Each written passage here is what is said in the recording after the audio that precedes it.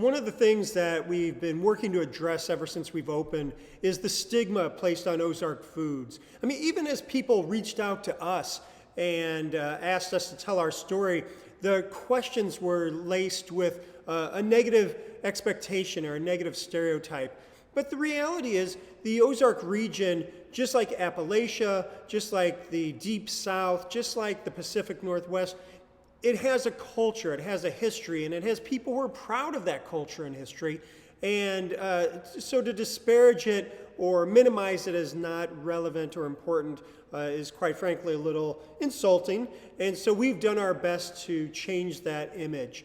We want to turn that stigma into something that the region can hold up and say, look at us, we're as important as anyone else. And we do this in a number of ways. We have a lot of community partners that we work with that help us procure ingredients and research and some of the history that we need to integrate to make sure we're doing authentic work.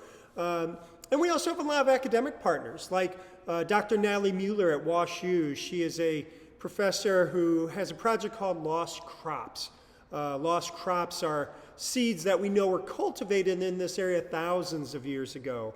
And so those type of things, along with, for example, the livestock that we get, where we bring in bison, that the bison is being used for prairie grass restoration efforts, but it's a partnership that we're doing with that rancher, because at that time, weeds and animals were wild and times are different.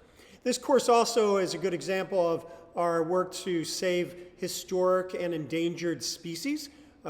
Guinea hog is one of those species that we really enjoy working with. We work with small farmers who are raising animals that, quite frankly, meat processors don't want to deal with because they're too small. But we know guinea hogs were the first pigs to make it in this area. And quite frankly, we think it tastes far, far better than anything you'll get from a factory farm or the grocery store.